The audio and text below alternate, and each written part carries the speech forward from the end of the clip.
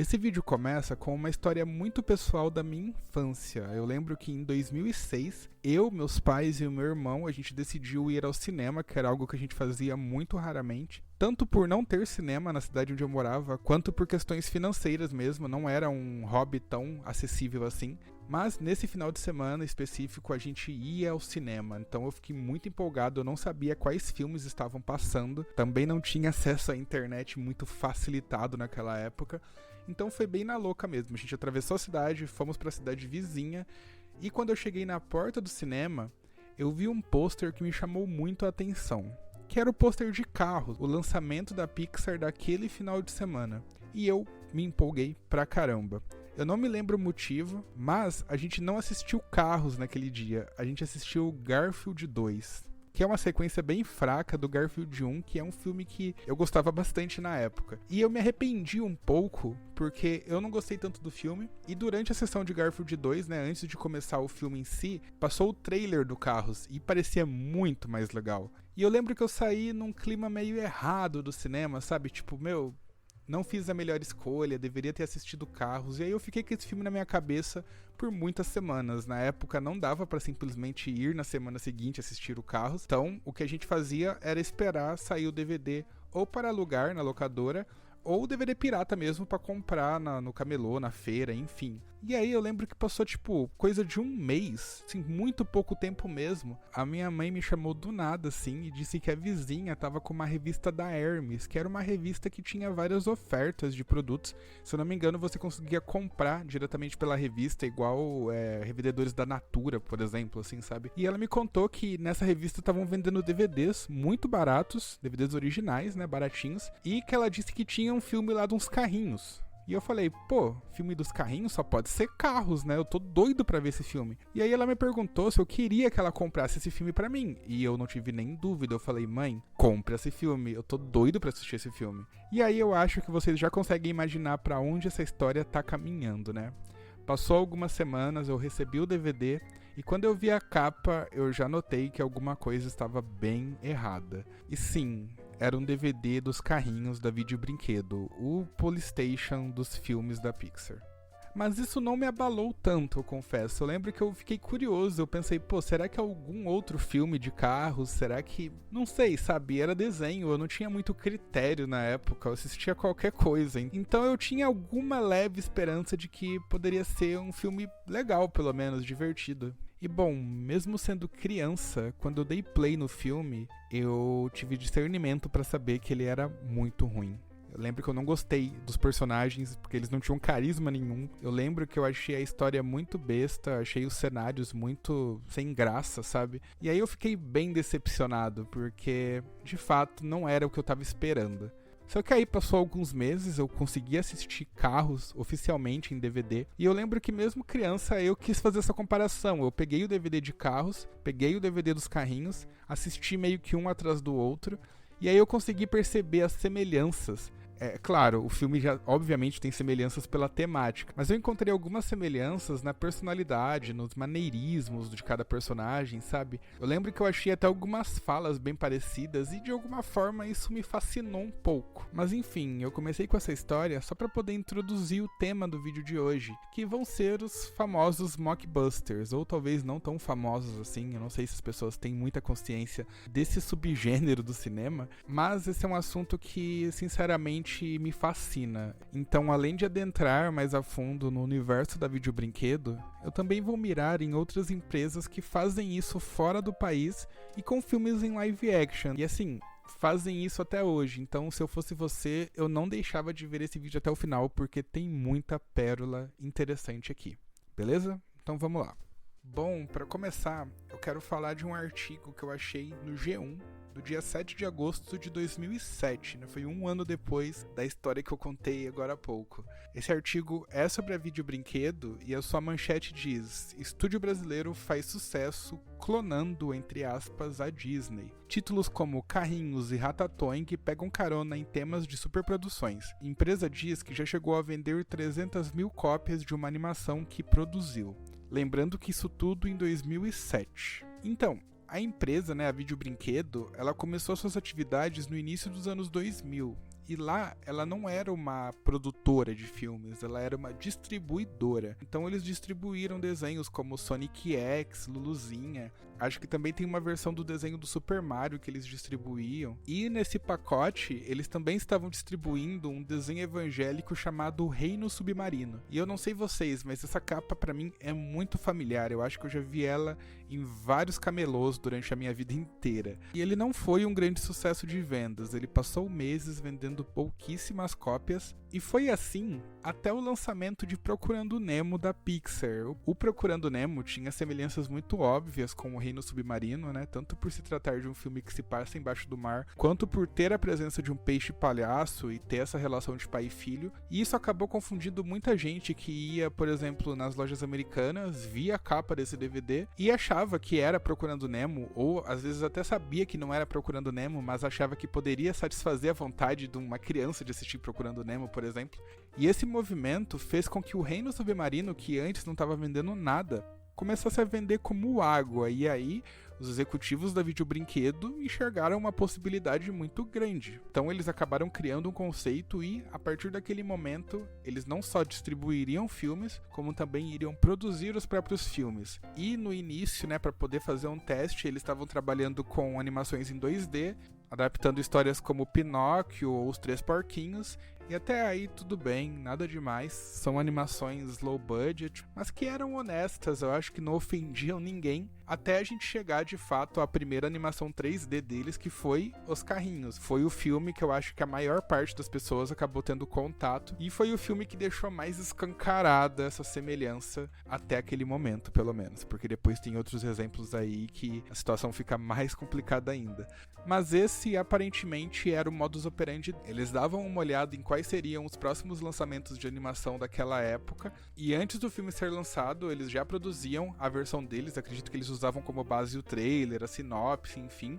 Desenvolvia ali uma história mais simples e lançavam direto para home video ou para locadora. Então, teve vários exemplos disso. O que eu tô falando aqui não é algo que eu deduzi. Na própria matéria do G1, o Maurício Milani, que era o diretor de conteúdo da Videobrinquedo na época, ele afirma que a ideia da empresa era de fato ficar monitorando o que os grandes estúdios estavam prestes a lançar. Então, por exemplo, eles anunciavam que daqui 1, 2 ou 3 anos eles iriam lançar um filme com uma determinada temática. Vamos supor, com um rato cozinheiro. E aí eles pegavam esse tema levantado e antes do filme ser lançado, alguns anos antes, eles já desenvolviam um roteiro que geralmente era bem mais simples.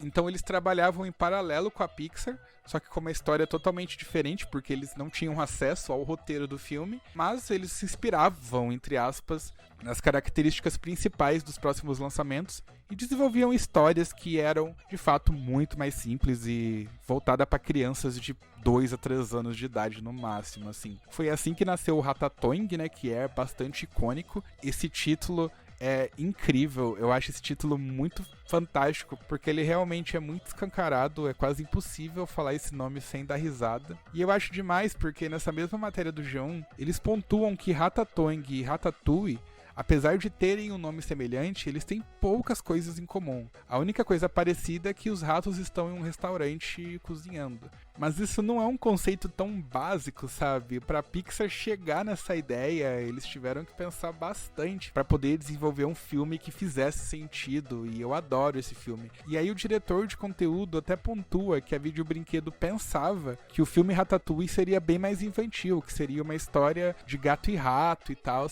Então assim, eles realmente produziam no escuro, a única coisa que eles pegavam era o tema principal. E vai ficando melhor ainda, porque no outro parágrafo, ele comenta que quanto mais distante do produto original o filme ficar, melhor é, porque isso diminui as chances de processo. Então eles tinham consciência de que isso poderia acontecer, mas eles faziam justamente no escuro para evitar que o filme ficasse tão escancaradamente parecido com o outro. E aí ele fala que ele torce para que a ideia seja diferente e se defende das acusações de plágio que naquela época já eram bem estridentes. Eles falam que os temas são iguais, mas as histórias dos filmes em si são criações deles. E nesse sentido eu até devo concordar, porque a temática do Ratatouille, por exemplo, é de um restaurante que fica dentro do Rio de Janeiro e que atende a ratos, então não é bem o que o Ratatouille propõe. Mas o nome do filme é Ratatouille, cara. Tipo, é muito difícil você não associar, né?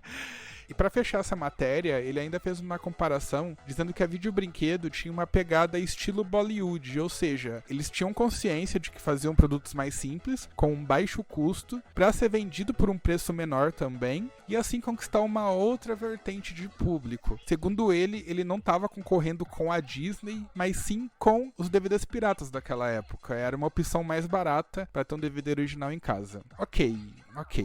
Não sei se eu quero entrar nesse mérito. O que eu quero mesmo é citar outras obras que eu acho que merecem menção honrosa aqui, como por exemplo o Ursinho da Pesada, que é uma versão de Kung Fu Panda. Eu sempre achei fantástico que o nome do protagonista é Pancada, que é uma alusão ao Paul, né, do Kung Fu Panda original, e é inacreditável, assim. Eles também lançaram robozinhos, que se inspirou tanto no robôs da Blue Sky, quanto no próprio Wall-E. E além disso também tem o Abelhinhas, que se inspirou no B-Movie. Então você tem ali uma franquia de filmes com títulos no diminutivo que daria um belo box de DVD, uma coleção dos filmes em diminutivo da Videobrinquedo. Além do mais, eles também lançaram o Gladiformers, que era inspirado nos Transformers, e o Monstros e Monstrinhos, que eram inspirados em Monstros versus Alienígenas. Isso eu acho que não pegou tanto, porque a animação da DreamWorks não rendeu tanta grana assim. Mas, por outro lado, em 2009 também tivemos Voando em Busca de Aventuras, que é um dos meus títulos favoritos da Videobrinquedo. Esse filme é inacreditável. Eu já assisti todos esses filmes que eu comentei aqui, porque assim, por mais que eu soubesse que todos esses filmes tinham uma qualidade duvidosa, é essa qualidade duvidosa e essa natureza meio bizarra que faz com que eles sejam tão fascinantes pra mim, sabe? Eu sinto muita curiosidade, a ponto de eu também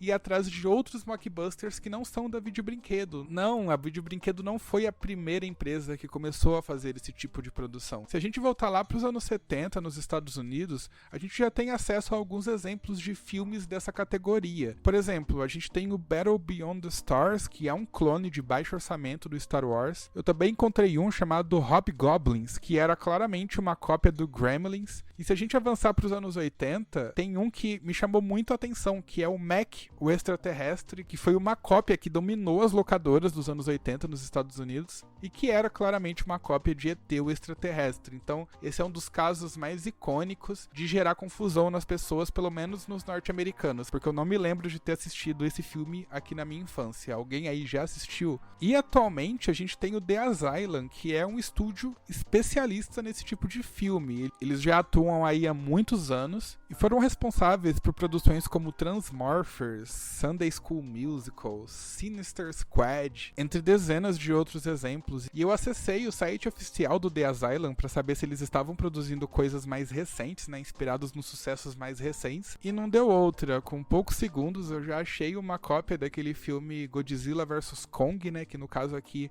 é Ape vs Monster. Ele foi lançado basicamente na mesma época do filme original, em abril do ano passado, então deve ter confundido bastante gente. Outro exemplo interessante que eu encontrei é o Planet Dune, que é uma cópia de Duna, né? O Duna foi lançado em outubro nos cinemas e o Planet Dune foi lançado no final de setembro, ou seja, algumas semanas antes. É literalmente o mesmo modus operandi que a Videobrinquedo trabalhava aqui no Brasil. E vale dizer que o The Asylum também é o estúdio responsável por obras como Sharknado e suas sequências. Eles também se tornaram uma referência nesse estilo de filme mais trash. E eu confesso que eu adoro esse tipo de filme também. Não necessariamente os mockbusters, mas esse tipo de filme mais trash também me agrada. Porém, não é o tema do vídeo. Aqui a ideia foi focar de fato nos mockbusters. E o que vocês acharam? Vocês gostaram? Tem alguma história da sua infância que você lembra de ter assistido algum filme da Videobrinquedo sem saber que era uma cópia, ou ter se decepcionado achando que você ia assistir, sei lá, o novo filme da Pixar e acabava ganhando um carrinhos na cabeça, que nem foi o meu caso? Compartilha aí nos comentários, porque eu prometo que eu vou ler tudo